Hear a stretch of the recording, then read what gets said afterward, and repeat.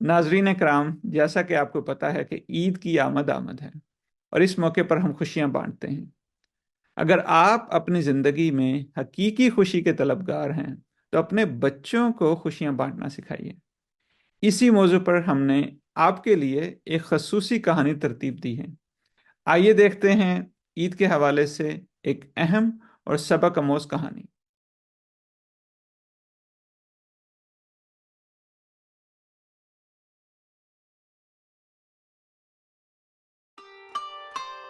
رمضان المبارک کا آخری اشرا تھا۔ عید کی آمد تھی۔ ہیرا اور علی کے بابا انہیں اسکول سے لے کر گھر کی طرف جانے لگے تو دونوں نے بابا سے عید کی خریداری کے لیے اصرار کرنا شروع کر دیا۔ دونوں نے ایک ہی رٹ لگا رکھی تھی کہ ہم نے گھر جانے سے پہلے عید کی شاپنگ کرنی ہے۔ ان کے اصرار کرنے پر بابا کو ان کی بات ماننا پڑی۔ وہ بازار کی طرف روانہ ہو گئے اور سب سے پہلے انہیں جوتیوں والی دکان پر لے گئے۔ دونوں بچوں نے وہاں سے اپنی پسند کی جوتیاں خریدی۔ پھر وہ لوگ جیولری پوائنٹ پر گئے۔ وہاں ہیرا نے اپنی پسند کی چیزیں لیں اور پھر وہ کپڑوں کی دکان پر گئے۔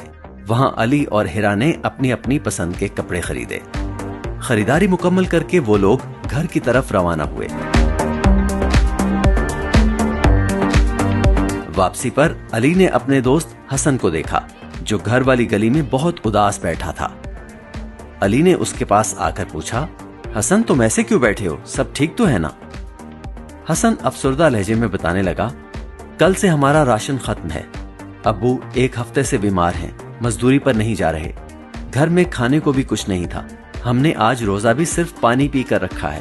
یہ سن کر بابا جان موٹر بائک سے اتر کر آ گئے اور حسن کے سر پر شفقت سے ہاتھ پھیرتے ہوئے کہا، چلو بیٹا ہمارے ساتھ گھر چلو۔ اور وہ حسن کو لے کر گھر آ گئے۔ گھر پہنچ کر علی اور ہیرا دوسرے کمرے میں چلے گئے اور بابا وہیں حسن کے پاس بیٹھ کر اس سے باتیں کرنے لگے۔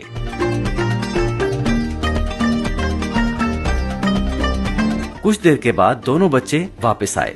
ان کے ہاتھ میں ایک شاپنگ بیگ تھا۔ انہوں نے اپنی خریدی ہوئی چیزوں کو آدھا آدھا کر کے حسن کو دیتے ہوئے کہا، بھیا یہ آپ کی اور آپ کی چھوٹی بہن کی عید کے لیے ہے، پریشان نہ ہوں، عید خوشی کا تہوار ہے، عید کی خوشیاں سانجھی ہوتی ہیں، ہم سب عید والے دن ایک ساتھ مل جل کر کھیلیں گے۔ یہ سب دیکھ کر حسن بہت خوش ہوا۔ اس کی عید کی خوشیاں دوبالا ہو گئیں۔ بابا یہ سب دیکھ کر بہت خوش ہوئے۔ وہ دل ہی دل میں اللہ کا شکر ادا کر رہے تھے کہ انہوں نے اپنے بچوں کی جو تربیت کی تھی آج اس کا عملی ثبوت ان کے سامنے تھا۔ حقیقی معنوں میں اصل خوشی وہ ہوتی ہے جو ہمیں دوسروں کی زندگی میں آسانیاں پیدا کرنے سے ملتی ہے۔ شام کو علی کے ابو نے سودا سلف لے کر حسن کے گھر دے دیا۔